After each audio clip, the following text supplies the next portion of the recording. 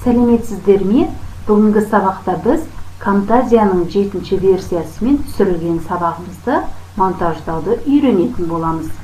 Ол үшін ең алдымен Camtasia 7 бағдарламасына мышканы апарып, үстіне 2 рет басамыз.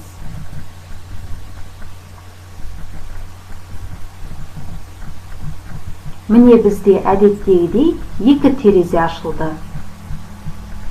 Бізге запись экрана, яғни сабақ жазбағандықтан бұл терезені жауып қоямыз.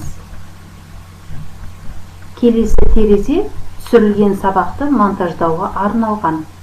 Монтаждауға ол сабақтың қажетіне қарай қысқа метражды видеороликтер қосуға ыңғайлы.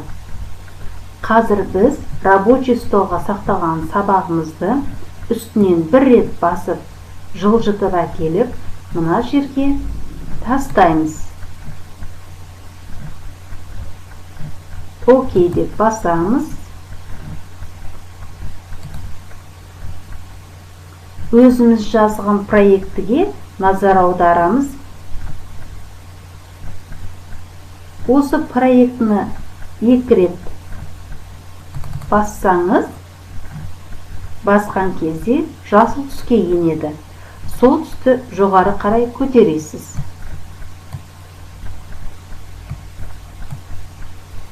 Енді жоғарғы жағында включить удаление шума деген жерге галочка қоясыз.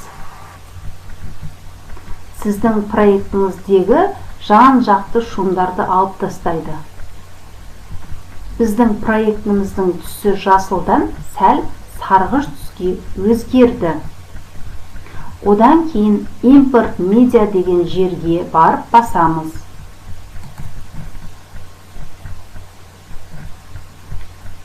Бірақ бізге қазір импорт медиа жасау қажет емес, сондықтан отмена дейміз. Өйткені толық монтаж жасалып болған жоқ. Бізге тек мына проектінің қара түске енгені ғана қажет. Біздің видеомыздың ұзақтығы 2 минут 36 секунд болып тұр. Біз проектіні монтаждаған кезде бұл қысқаратыны сөзсіз. Монтаждауға ыңғайлы болу үшін арасын алшақтатып аламыз. Ол үшін мына жерде минус және плюс белгілері тұр. Біз плюске қарай басамыз. Біз видеомыздың ішінде бос жерлерді, артық сөз, артық видеоны кесіп алып тастаймыз. Ол үшін видеоны жүргізіп көреміз. Мен сіздерге түсінікті болу үшін қалай қиямыз? Қиятын аралықтың оң жағы қызыл, сол жағы жасыл. Осы аралықты қиятын жерді белгілеп алып, қайшының үстіне 1 рет бассаңыз қиылады. Міне, мен белгіледім. Сол жақты артқа қарай жылжытамын. Өйткені осы жерде мен сөйлемей тұрып қалған кезім. Қиып алып тастаймын. Жүргізіп көрейік. Мен сіздерге түсінікті болу үшін толық экранды захват жасап отырмын. Көбімізге байқалмайды паразит сөздер бар. Сол сөздерді тыңдап отырып, осы Camtasia'ның көмегімен алып тастауға болады. Енді қайтадан тыңдап көрейік. Сіздерге үлгі сабақ ретінде сабақ түсірудің бір үлгісін көрсетемін. Мен дайын презентацияны пайдаланып отырмын. Көрсетемін деген жерде аздаған уақыт тұрып қалған жеріміз бар, сөйлемей. Осыны қиып алып тастаймыз. Тексерейік. Үлгісін көрсетемін. Мен дайын презентацияны пайдаланып отырмын. Дәл осы сияқты сіздер... Мен толық сіздерге бұны тыңдатып отырмаймын.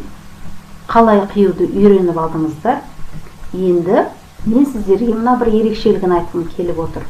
Мұнда сплит деп тұрған жерге апарып 1 рет бассам, видео ортасынан кесіледі.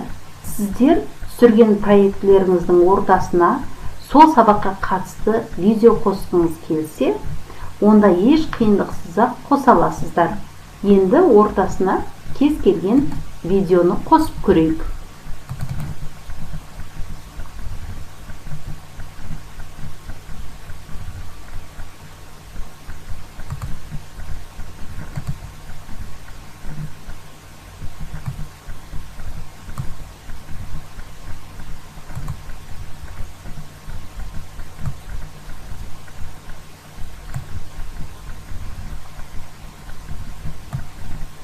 Ол үшін өздеріңіз дайындап болған видеоны алып жылжытып келесіздер де, тура кесілген тұсына әкеп қоса саласыз.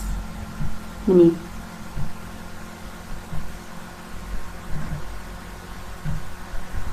Сіздің проектіңіздің өзіңізге қажетті жеріне қосымша видео қосылды.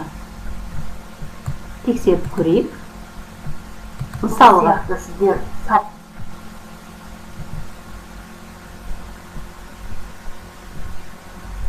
міне өздеріңіздің сабақтарыңызға қажетті видеоны да қоса аласыздар. Сіз монтаждау барысында қажетті бөлігін өшіріп алсаңыз, мысал ретінде көрсетейін, белгіледім. Байқаусызда мен бұны қиып алып тастадым. Бірақ бұл бөлігі маған қажет. Монтаждау барысында қажетті бөлігін өшіріп алсаңыз, оны қайтадан қайтарып алуға болады. Ол үшін мына стрелкаға бір рет бассаңыз, өшіріп алған видеоңыз орнына келеді. Міне, келіп тұр. Сақтау үшін Produce and Share деген жерге басасыз. Блок деп шығады. Сол блоктың үстіне басасыз. YouTube форматына сақтаймыз.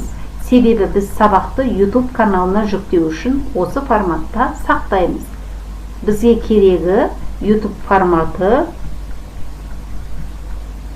HD. YouTube форматына сақталған видеоның сапасы жоғары болады.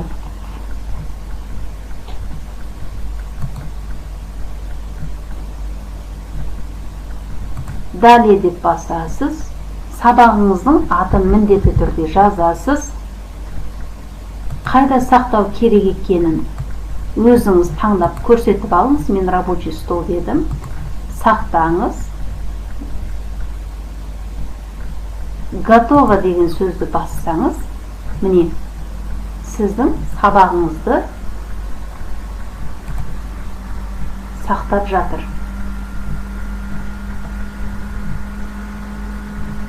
YouTube форматында сақтап береді. Сіз бұл сабағыңызды YouTubeға жүктеуіңізге болады. Сабағымыз рабочий столға сақталды. Міне мынанда екі терезе шығады. Біріншісіне готово деп басамыз. Екіншісін нет деп басам мен. Өйткені маған оның тағы бір данасының сақталуы қажет емес. Енді міне мен түсіріп алған видеомның номер 1 сабақты көрейін. Түсінікті болу үшін толық экранды тақпат жасап отырмын. Сіздерге үлгі сабақ ретінде сабақ түсірудің бүгінгі сабақ сіздерге түсінікті болды деген ойдамын. Назар қойып тыңдағандарыңызға рахмет.